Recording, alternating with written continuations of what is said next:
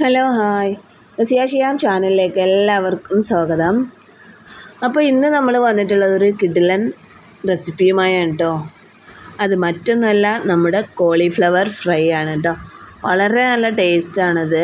ചിക്കനൊക്കെ മാറി നിൽക്കുന്നത് പൊരിച്ച് കഴിയുമ്പോൾ കേട്ടോ. അപ്പോൾ ഇതെങ്ങനെ ഉണ്ടാക്കാൻ നോക്കാം. അപ്പോൾ അതിനായിട്ട് ഞാൻ ഇവിടെ ഒരു കോളിഫ്ലവർ എടുത്തിട്ടുണ്ട്. അതിൻ്റെ ഇലകളൊക്കെ ഇതുപോലെ ഒന്ന് ഒഴിവാക്കിയെടുക്കാം.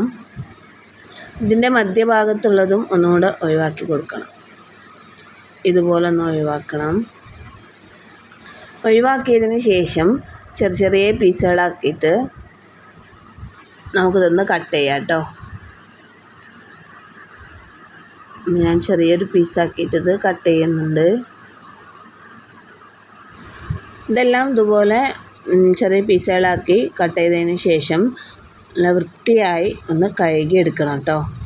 നല്ല വൃത്തിയിൽ കഴുകി എടുത്തിട്ടുണ്ട്.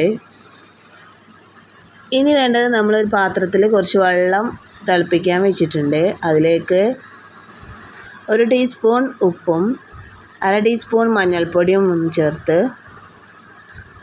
ഈ വെള്ളം ഒന്ന് തിളപ്പിച്ചെടുക്കണം കേട്ടോ. വെള്ളം തിളക്കുന്ന സമയത്ത് നമ്മൾ കഴുകി വെച്ചിട്ടുള്ള ആ കോളിഫ്ലവർ ഇതിലേക്ക് ഇട്ടെടുക്കാം. നല്ല രീതിയിലൊന്ന് മിക്സ് ചെയ്തതിന് ശേഷം ഒന്നുകൂടെ നല്ല രീതിയിലൊന്ന് തിളപ്പിച്ചെടുക്കണം. കുറച്ച് നേരം ഒന്ന് തിളപ്പിച്ചെടുക്കണം കേട്ടോ. ഞാൻ അവിടെ ഇത് ഇട്ടെടുത്തിട്ടുണ്ട്. ഇതൊന്ന് തിളപ്പിച്ചെടുക്കണം. തിളപ്പിച്ചെടുത്തതിന് ശേഷം ഇപ്പോൾ നന്നായി തിളച്ചിട്ടുണ്ട് കേട്ടോ. തിളപ്പിച്ചതിന് ശേഷം ഇതിലെ വെള്ളം ഒന്ന് വാർത്തെടുക്കണം കേട്ടോ. ഇനി ഞാൻ ഒരു പാത്രം എടുത്തിട്ടുണ്ട്. അതിലേക്ക് ഒരു 1.5 ടീസ്പൂൺ കാശ്മീരി ചില്ലി പൗഡർ ചേർത്ത് കൊടുക്കുന്നുണ്ട്. അതുപോലെ തന്നെ ഇഞ്ചി വെളുത്തുള്ളി പേസ്റ്റാണ് ചേർത്ത് കൊടുക്കുന്നത്. ഇനി അതിൻ്റെ കൂടെ തന്നെ 1 സ്പൂൺ മൈദ ചേർത്ത് കൊടുക്കുന്നുണ്ട്. അതിൻ്റെ കൂടെ തന്നെ 2 സ്പൂൺ കോൺഫ്ലവർ ചേർത്ത് കൊടുക്കുന്നുണ്ട്. ഇനി ഇതിലേക്ക് ആവശ്യമായിട്ടുള്ളത്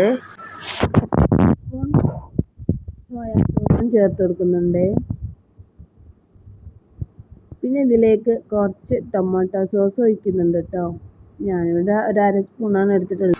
പിന്നെ ഇതിലേക്ക് എരിവിന് ആവശ്യമായിട്ട് 1 സ്പൂൺ കുരുമുളക് പൊടിയും ലേശം ഉലുവാപ്പൊടിയും പൊടികളെല്ലാം ചേർത്ത് കഴിഞ്ഞതിന് ശേഷം ഇതിലേക്ക് ഇനി ആവശ്യമായിട്ടുള്ള ഒരു ചെറുനാരങ്ങ നീര് പിഴിഞ്ഞ് കൊടുക്കാം. ഇനി ആവശ്യത്തിന് വെള്ളവും ചേർത്ത് നല്ല രീതിയിൽ ഒന്ന് കുഴച്ചെടുക്കണം കേട്ടോ. ഇത് കുഴച്ചെടുക്കുമ്പോൾ പ്രത്യേകം ശ്രദ്ധിക്കുക, കൂടുതൽ വെള്ളമൊന്നും ആവാതിരിക്കുക കേട്ടോ. കുറച്ച് വെള്ളമൊക്കെ ഒഴിച്ചെടുത്തത് ഒന്ന് മിക്സ് ചെയ്തെടുക്കാം. അപ്പം ഈ ഒരു പരുവത്തിലായിരിക്കണം. വെള്ളം ചേർക്കുമ്പോൾ കുറേശ്ശെ ചേർത്തിട്ട് വേണം, നോക്കിയിട്ട് വേണം ബാക്കി വെള്ളം ചേർക്കാൻ കേട്ടോ. ഇനി നമ്മൾ വേവിച്ച് വെച്ച കോളിഫ്ലവർ ഇതിലേക്ക് ഇട്ടെടുക്കാം. അതിന് ശേഷം ഇത് നല്ല രീതിയിലൊന്നും കൂടെ മിക്സ് ചെയ്തെടുക്കാം കേട്ടോ. നല്ല രീതിയിലൊന്ന് മിക്സ് ചെയ്തതിന് ശേഷം നമുക്കിതൊന്ന് പൊരിച്ചെടുക്കണം. അപ്പോൾ അതിനായിട്ട് ഞാൻ അവിടെ ഒരു പാത്രം അടുപ്പത്ത് വെച്ചിട്ടുണ്ട്. അതൊന്ന് ചൂടായി കഴിയുമ്പോൾ അതിലേക്ക് കുറച്ച് ഓയിൽ ഒഴിച്ച് കൊടുക്കാം. ഇനി ഇതിലേക്ക് 1 ഇല്ലി കറിവേപ്പില ഇട്ടെടുക്കാം. അതിനുശേഷം കുഴച്ച് വെച്ച കോളിഫ്ലവർ ഇതിലേക്ക് കുറേശ്ശെ ആയിട്ട് ചേർത്ത് കൊടുക്കാം കേട്ടോ. എന്നിട്ട് നല്ല രീതിയിൽ ഇതൊന്ന് ഫ്രൈ ചെയ്തെടുക്കണം. അപ്പം അടിഭാഗം ഒന്ന് മുരിഞ്ഞ് വരുമ്പോൾ നമ്മളിത് മറിച്ചിട്ട് കൊടുക്കാം. കുറച്ച് സമയം മതിയാവും ഇതൊന്ന് വെന്ത് കിട്ടാൻ കേട്ടോ. അപ്പോൾ അങ്ങോട്ടും ഇങ്ങോട്ടും മറിച്ചതിന് ശേഷം 2 സൈഡും വെന്തതിന് ശേഷം നമ്മളിത് കോരിയെടുക്കാം. ഇപ്പോൾ ഏകദേശം ഇത് 2 ഭാഗമൊക്കെ വെന്ത് കഴിഞ്ഞിട്ടുണ്ട് കേട്ടോ. അപ്പോൾ നമ്മളിവിടെ കോരിയെടുത്തിട്ടുണ്ട്. നല്ലൊരു കറുമുറ ഫ്രൈ ആയിരിക്കും കേട്ടോ. വളരെ നല്ല ടേസ്റ്റാണിത്. അപ്പോൾ ഇതെല്ലാവരും ഒന്ന് ട്രൈ ചെയ്ത് നോക്കാം കേട്ടോ. അപ്പോൾ എല്ലാം ഞാൻ ഇതുപോലെ ഒന്ന് ഫ്രൈ ചെയ്തെടുത്തിട്ടുണ്ട്. വളരെ ഈസിയായി ഫ്രൈ ചെയ്യാൻ പറ്റുന്ന ഒരു കോളിഫ്ലവർ ഫ്രൈ ആണ്.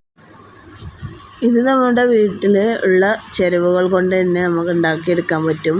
അപ്പോൾ എല്ലാവരും ട്രൈ ചെയ്യുക, ഫീഡ്ബാക്ക് അറിയിക്കുക, ലൈക്ക് ചെയ്യുക, കമൻറ്റ് ചെയ്യുക.